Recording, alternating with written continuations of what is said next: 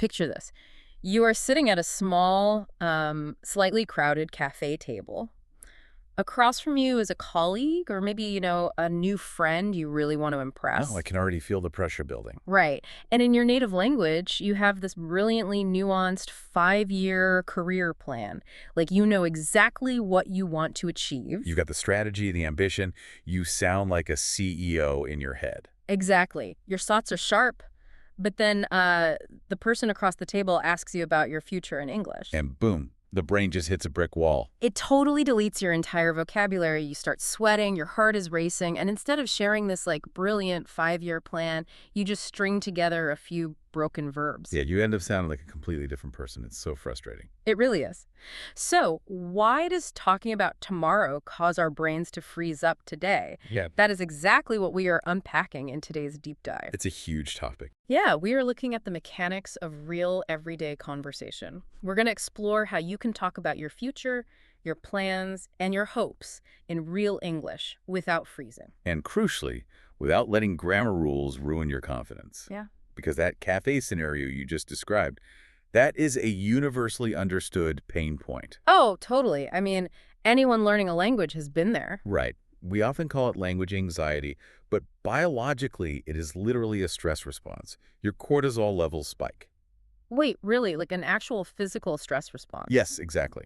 And when cortisol spikes, your brain's working memory, which is the part responsible for holding on to grammar rules, it essentially just shuts down. Wow. So your brain is literally offline. Pretty much. So our mission today is to just bypass that stress response entirely. We're going to replace that panicked feeling with really simple, natural chunks of everyday English. I love that. Chunks of English. Because our goal here is clarity and comfort, right? Not textbook perfection. Exactly. Textbook perfection is the enemy of natural conversation. Yeah, I was actually thinking about this earlier. Trying to speak English by perfectly translating single dictionary words in your head, it's like trying to build a house but insisting on making your own bricks from scratch. Oh, that's a great way to put it. Right, like you're standing on the construction site, digging the clay, baking the brick, placing it on the wall one by one. And meanwhile, the other person is just staring at you, waiting for the house to be built. Exactly. It's an impossible way to communicate. You are exhausted after one sentence. Well, and that tracks perfectly with how cognitive load works. Your brain simply runs out of processing power if you build a sentence word by word like that. So learning chunks of language is basically like buying pre-made walls. Yes. You just back up the truck, stand the wall up, and you're done. It flows so much faster. Okay, I want to give you all these pre-made walls today, but before we do, we kind of have to look at the biggest trap learners fall into. Ah, the grammar trap. The notorious future tense. Yes. The never-ending battle between the word will and the phrase going to. It's like my brain starts running this complex algorithm. All right, you're sitting there asking yourself, did I decide this yesterday or right now? Is this a prediction based on evidence or just a hope? And by the time I pick the right tense, the conversation has moved on. And that right there is the cognitive bottleneck. English has a really strange relationship with the future tense. It really does. It's so messy compared to other languages. Yeah, in a lot of Romance languages, the future is just an ending. You stick on the verb. But English forces you to juggle these modal verbs like will or structures like going to. So is there a way out, like a shortcut for real conversations? There absolutely is. And this is the biggest takeaway from our source material today. For everyday English, you do not need to calculate will versus going to all the time. Wait, really? Because my high school English teacher would strongly disagree with you. I know. But the shortcut is just to shift your focus away from predicting the future and focus on your current intentions. Okay, give me an example. What do I say instead? Just say, I want to, or I plan to. Those phrases are completely natural, totally clear, and perfectly acceptable for everyday plans. I plan to.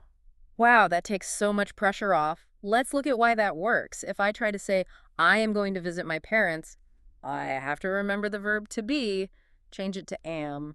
Right, because the subject is I. Yeah, then add going to, and then the base verb. It's heavy. It is heavy, and practically saying, I'm going to visit my parents sounds incredibly solid.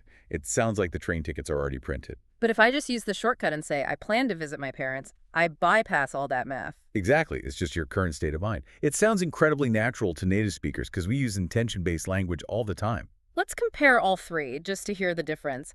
How does "I will visit my parents" sound in a casual chat? To me, will sounds like a sudden reaction. Like you just realize you haven't seen them in months and you say, oh, I will visit my parents this weekend. Yeah, like a spontaneous decision. Okay, and going to feels heavy and scheduled. Right. But I plan to is that magic middle ground. It's your clear intention, but you don't need to show me a printed itinerary to prove it.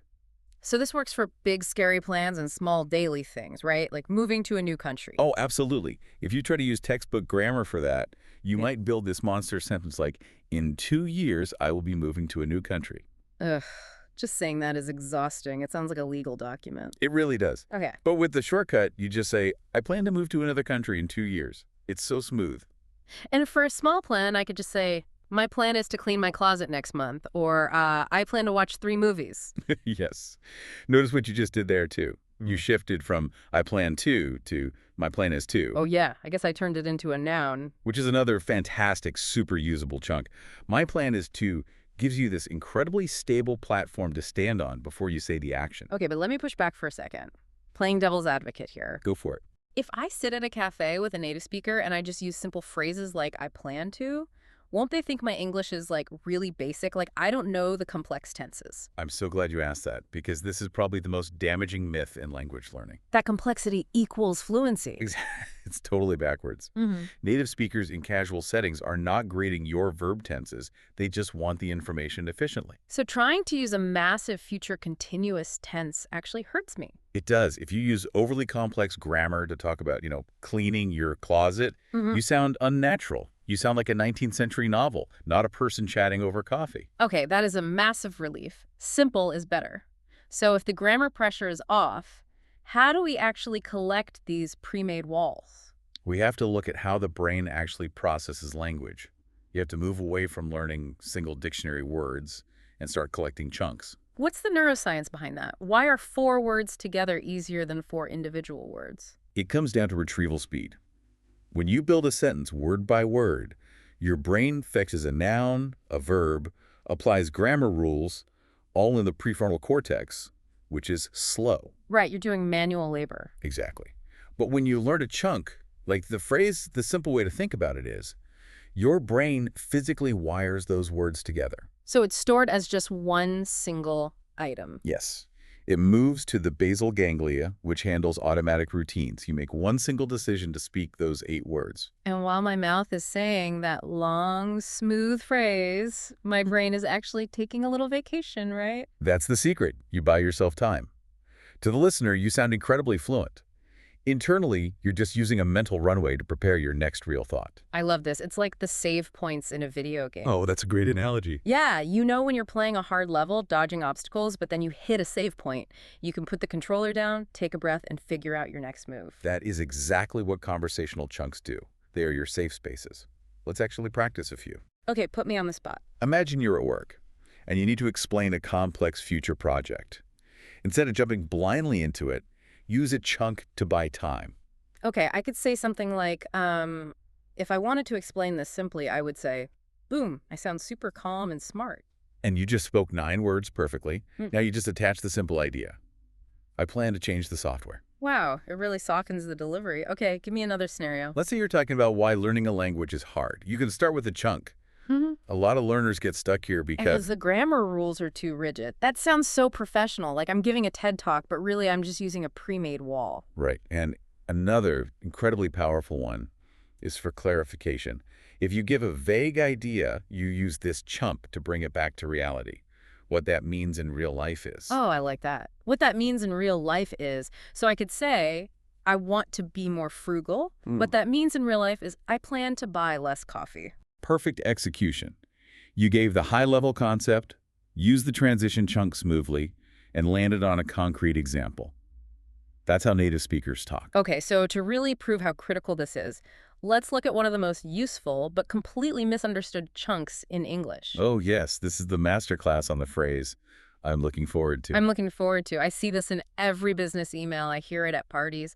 But literally, it's so weird. If I'm physically looking forward, I'm just staring at the wall. Right, which is why we treat it as an idiom, Mm. complete chunk. Emotionally, it just means you are feeling positive anticipation. Thinking about tomorrow makes you happy. It's basically a verbal smile. I am looking forward to the weekend. Exactly. It signals excitement. Yeah. But there is a huge mechanical trap hidden in this phrase that catches so many learners. Let's shine a spotlight on this trap. Where does it break down? It breaks at the very last word, the word to. Usually when learners see the word to, they instantly want to follow it with a base verb. Right, like to eat, to sleep, to run. Exactly. So they logically assume they should say, I am looking forward to see you. Oh, and I hear that all the time. But that's wrong, isn't it? It is. In this specific chunk, the word to is not part of an infinitive verb. It's a preposition. You're projecting your emotion towards something. Okay, and the golden rule of English grammar is that a preposition has to be followed by a noun, right? Yes. A noun or an ing verb, which acts like a noun. You cannot use a base verb. Okay, let's give some really clear examples to tune the listener's ear. Nouns are easy. I'm looking forward to the weekend. I'm looking forward to dinner. Very straightforward. The tricky part is the verbs. You have to remember that ing suffix. So I can never say, I'm looking forward to see you. Never. You have to train your brain to automatically say, I'm looking forward to seeing you. What about emails? Like, I'm looking forward to hear from you. That's wrong. Completely wrong. The polished version is, I'm looking forward to hearing from you. Hearing from you. Got it. And this works in formal and casual settings, right? Oh, it's totally versatile. You can text your friend, I'm looking forward to the movie, or email a client, I'm looking forward to reviewing the proposal. It's the gold standard. Quick question, though. Can I use this for bad things? Like I have a dentist appointment tomorrow. Can I say, wow, I am looking forward to going to the dentist? No, absolutely not. The tone is strictly positive. Yeah. If you use it for a terrible event, Hmm. people will think you are being deeply sarcastic. Oh, right, like a dark joke. So how do I say I'm dreading something naturally? Just negate it. Say, I am not looking forward to, like, I am not looking forward to the dark mornings, or I am not looking forward to the exam. That makes sense. I'm looking forward to the weekend, but I am not looking forward to cleaning the garage. Perfect contrast. Okay, so we've got looking forward to. But when we talk about a new month or a new year, we have to talk about goals. And there's a very specific vocabulary for planning. Yes, the source material breaks this down beautifully into 3 levels of future thinking: resolutions, plans, and dream plans. Let's start with the heaviest one. The January favorite, resolutions. What makes a resolution different from just a regular plan? It carries psychological weight. A resolution is a firm, specific promise you make to yourself. It's usually about changing your behavior or self-improvement. Like a verbal contract with your future self. Exactly. It's rigid. So a good example would be, my resolution is to read 12 books in English this year. Notice the numbers there. It's measurable. Or, my resolution is to learn to cook 5 new vegetarian meals. Right, because saying, I want to read more is just a wish. It's too vague. Okay, what about the next level? Plans. If resolutions are contracts, plans are just sticky notes on your fridge. They are logistical, everyday things you intend to do soon. No heavy emotional burdens. So just functional stuff. I plan to visit a new cafe, or I plan to buy a plant for my balcony. Exactly. You resolve to quit sugar, but you plan to go to the grocery store. I like that distinction. Okay, now the third tier, dream plans. That phrase just sounds big. Dream plans are subject to what psychologists call psychological distance. They are so far in the future that the details are blurry. They are your ultimate hopes. So they don't belong on a calendar. They belong on a vision board. Perfect way to frame it. My dream plan is to save money for a huge trip to another continent. Or, my dream plan is to buy a little house by the sea. Now, wait, you mentioned saving money in that example. This is a massive linguistic hurdle for a lot of learners. Oh, the difference between saving money and earning money. Yeah. Right, because in a lot of languages, like Spanish or French, there's just one verb that covers winning, earning, and sometimes acquiring money. But English compartmentalizes them strictly. We need to define them. Earning money is the direct exchange of your labor for a paycheck. You do a job, you earn the money. I earn my salary, I don't win it in a lottery, and I don't save it from my boss. Exactly. Saving money is the secondary action. It's keeping the money you already earned by choosing not to spend it. You're putting it in a bank for the future. The sequence is step 1, earn money by working. Step 2, save money by not buying overpriced coffee.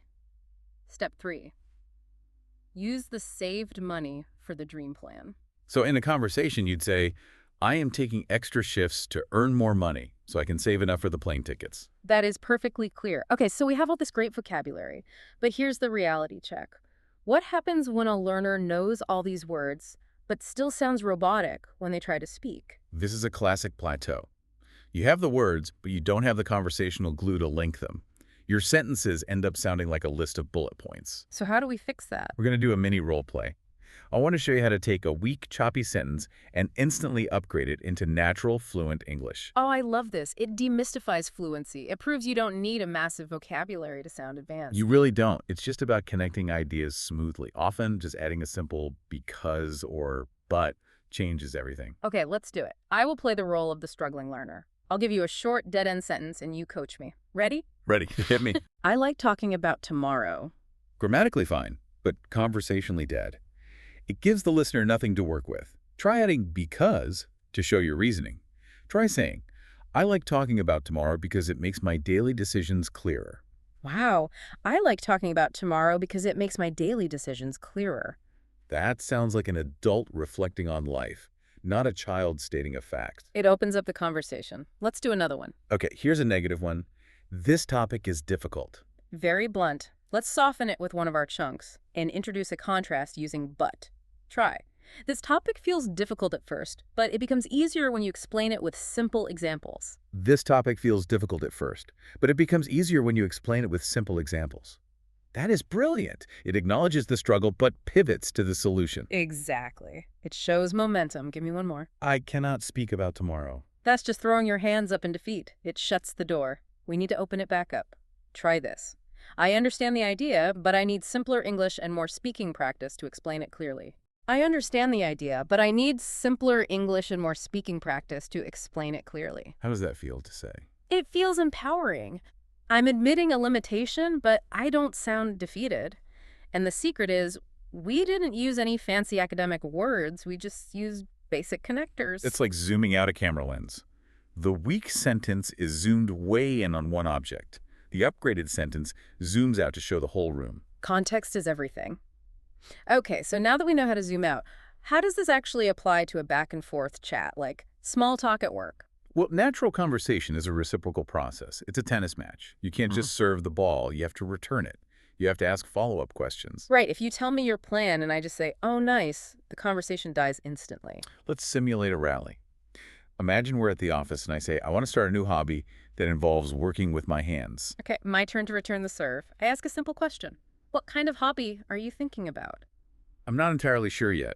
I have a small balcony, so maybe I'll try container gardening. Now the ball is back to me. I use my imagination to expand on your plan. Oh, container gardening. You could grow cherry tomatoes and then bring them into the office for us to eat. See what happened. We went from a vague new hobby to a highly specific shared future of eating tomatoes.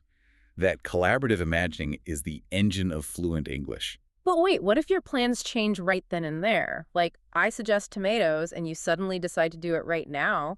How do you say that without panicking about tenses? You use conversational markers for spontaneous decisions. Mm-hmm. A really confident one is, I made a decision. Oh, that's sharp. You know what? I made a decision. I will grow cherry tomatoes. Exactly. Or, if you want to be a bit softer, you can say, I think I will try it.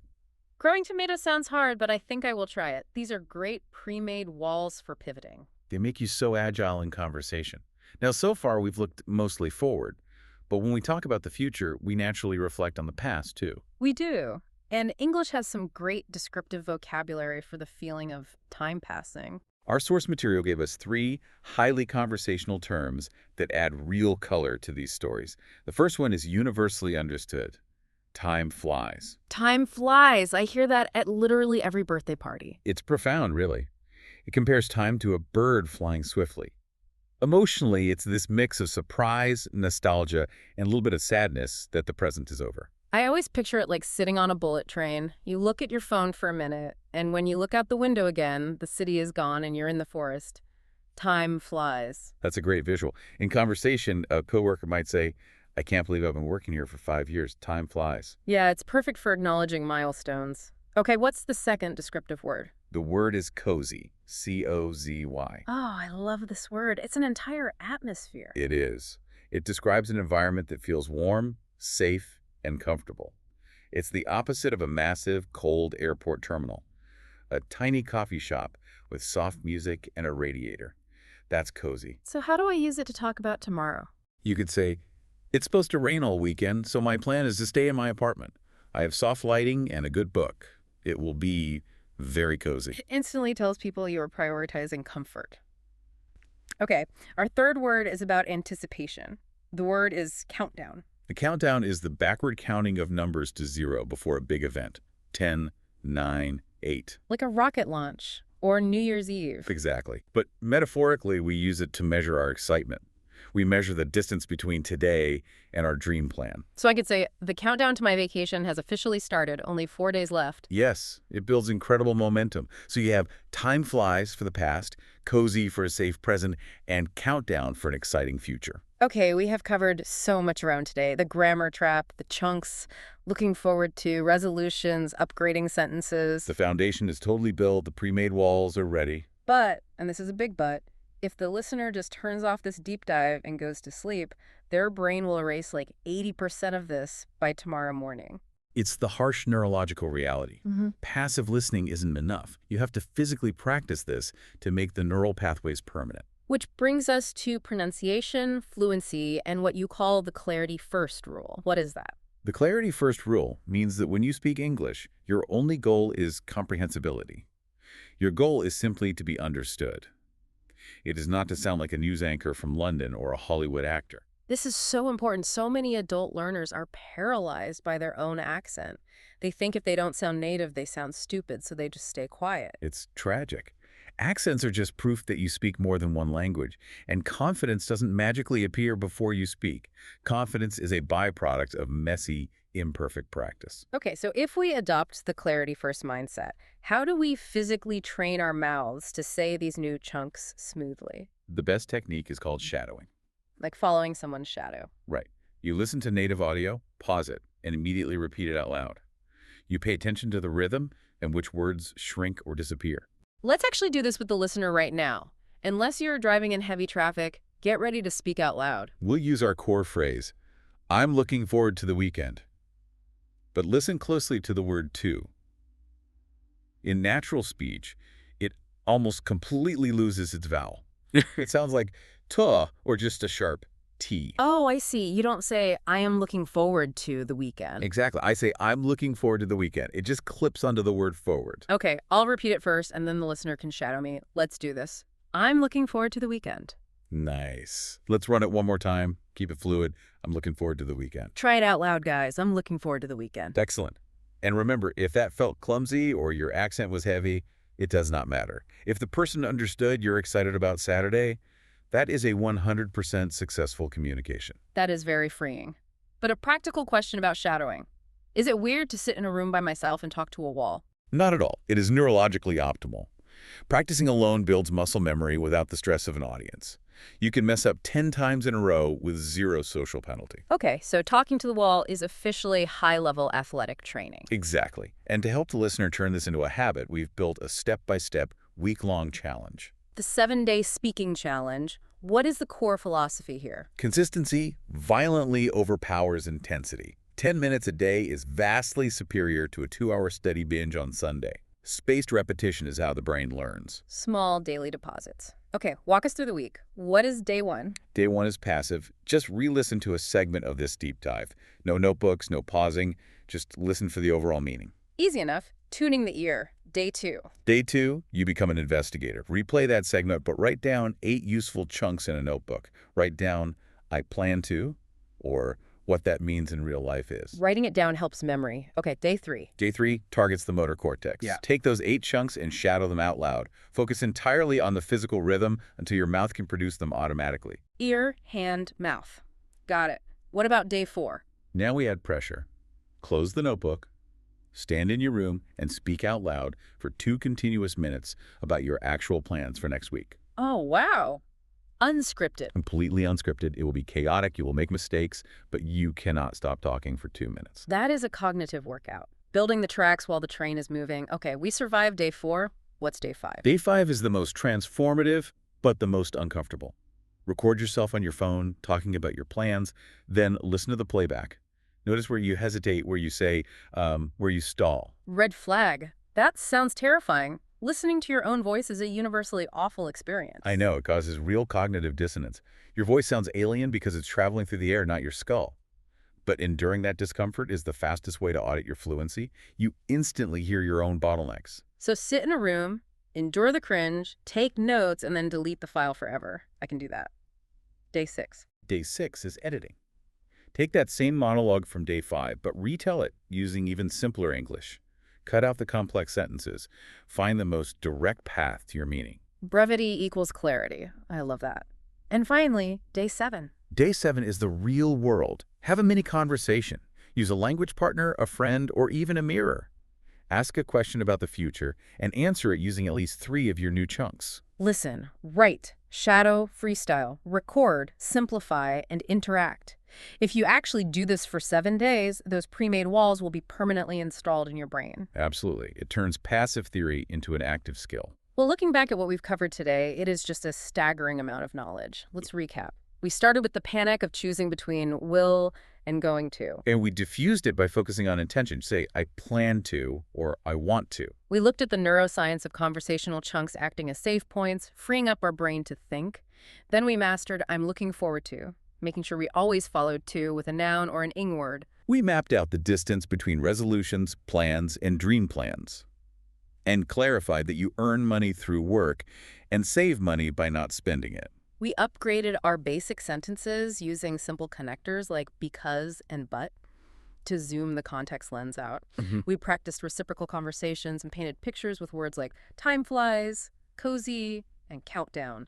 And we rejected perfectionism, adopting the clarity first rule and using the 7-day challenge to build muscle memory. You now have the blueprint. Stop making bricks from scratch and start building your conversational house. It's been an incredibly productive session. It really has. Listen, if you found value in this deep dive, if this practical approach resonates with you, please subscribe to English on Mic. That is where all of our material lives. And taking a second to leave a like on this video genuinely helps push this knowledge to other learners dealing with the exact same language anxiety. We really appreciate you spending this time with us.